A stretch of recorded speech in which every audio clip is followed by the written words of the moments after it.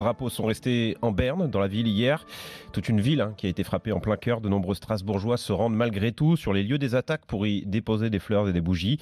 Parmi eux, beaucoup espèrent maintenant retrouver une vie normale. Ce n'est pas facile, comme l'a constaté Nicolas Robert, l'un des envoyés spéciaux d'RMC à Strasbourg. Pas question de changer ses habitudes pour François, employé d'une agence bancaire dans le centre-ville de Strasbourg. C'est choquant, c'est chez nous, on passe là tous les jours, on a grandi ici, mais bon, il faut continuer à vivre et je veux dire, c'est pas une seule personne qui va anéantir une ville entière. Devant la boutique de Christelle, des voisins se réconfortent et se prennent dans les bras.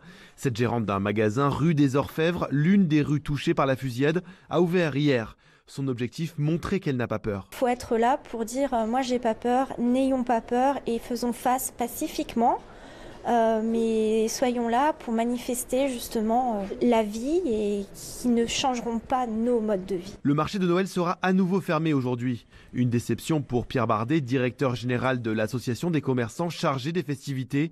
Il plaide pour une réouverture le plus rapidement possible. On comprend qu'il faut le laisser fermer encore, mais il ne faut pas donner raison aux terroristes. Ce marché qui est le symbole du partage et de Noël, il faut quand même qu'il ouvre vendredi pour le week-end, c'est important. En revanche, l'ensemble des équipements culturels et sportifs de la ville seront ouverts aujourd'hui.